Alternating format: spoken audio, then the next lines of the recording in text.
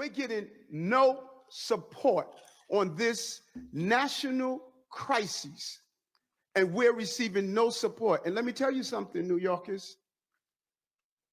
Never in my life have I had a problem that I did not see an ending to. I don't see an ending to this. I don't see an ending to this. This issue will destroy New York City. Here's Mayor of New York, Eric Adams, on the issue of illegal immigration back in 2021, before he actually had any illegal immigrants or a large number of illegal immigrants in his city. Again, this is June 3rd of 2021. Quote, "We need to ensure that undocumented immigrants receive health care and protection, that ICE is never in a position to partner with the police department and harm them. We also need to make sure we treat them with respect and dignity they deserve." Here he is again posting on Twitter, currently known as X, in 2017. What did he have to say then? "A reminder to the tired, the poor, and the huddled masses yearning to breathe free. You're still welcome here." That sounded nice, didn't it? Here he is now. We turned this city around in 20 months. And then what happened? Started with a madman down in Texas, decided he wanted to bus people up to New York City. A madman down in Texas. I thought they were welcome there. I thought New York, Illinois, California. I thought those were sanctuary states, places where immigrants were welcome. 110,000 migrants. We have to feed, clothe, house, educate the children, wash their laundry sheets, give them everything they need, health care. And this team here, we stated, let's do everything possible before we have to push it out. Let's do everything possible before we have to push it out. Similar to the governor in Texas, I can only imagine. Now, he's crying over 110,000 illegal immigrants.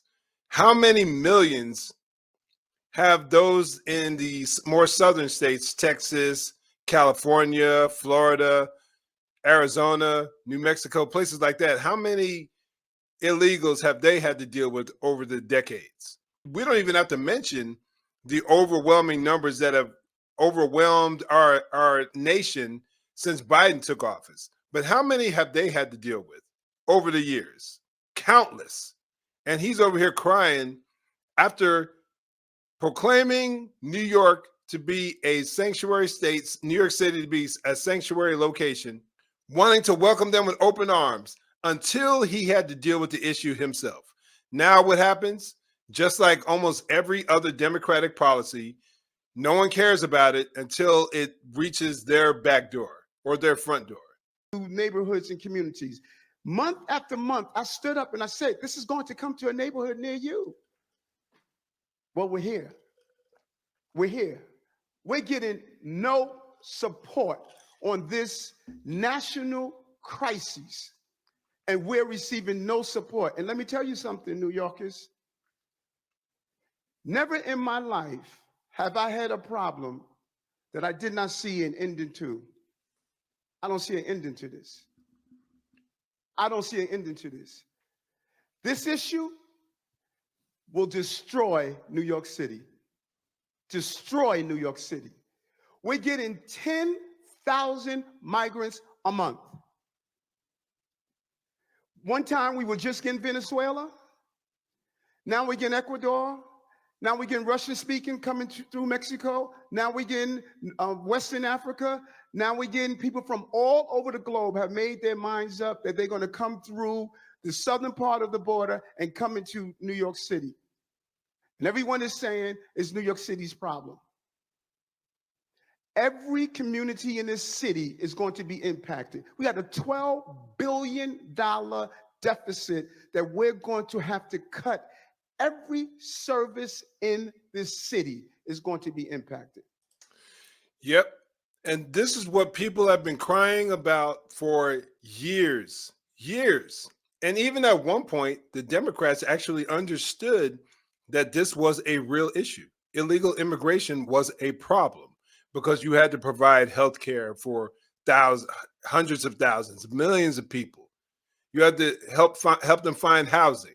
When you have an issue when it comes to joblessness, now when you open the door like Biden did and don't care to shut it because you have the mindset that these people will ultimately vote Democrat and it will transform the fabric of our nation. Some people try to say the great replacement is a lie. No, that's not a lie. It's legitimate.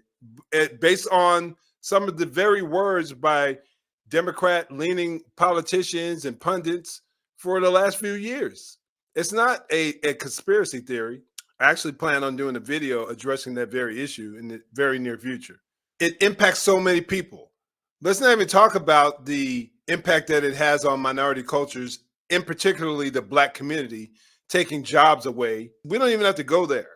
But that is one of the primary issues that we deal with when you open the doorway. No country, no state, no city has an endless budget. But now that these liberal cities they're being impacted. Now they're crying the blues and saying how much they need help.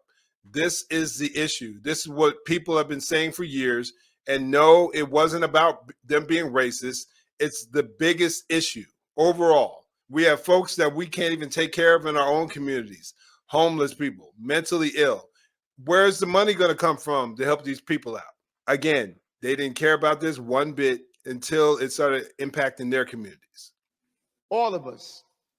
And so I say to you, as I turn it over to you, this is some of the most educated, some of the most knowledgeable, probably more of my commissioners and deputy commissioners and chiefs live in this community.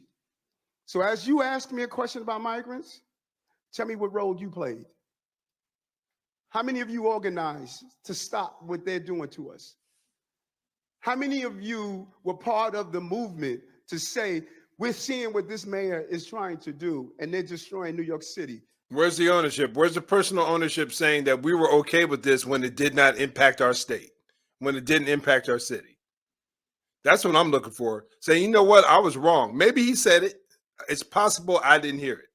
But I'm looking for the ownership to say, you know what, this is a national issue that I was wrong about. I had my personal beliefs, but I didn't realize the burden that this would place on New York City. So I'm backtracking from this.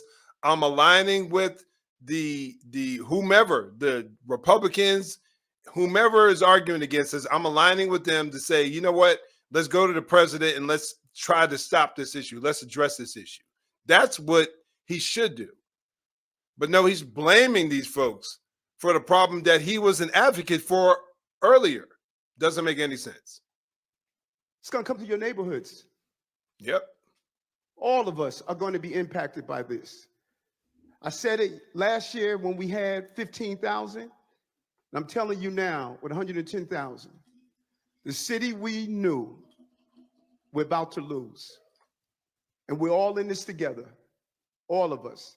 Staten Island saying, send them out to Manhattan. Manhattan is saying, send them out to Queens. Queens is saying, send them out to Brooklyn. No, it's not the game we can play. You made your bed, now you got to lay in it.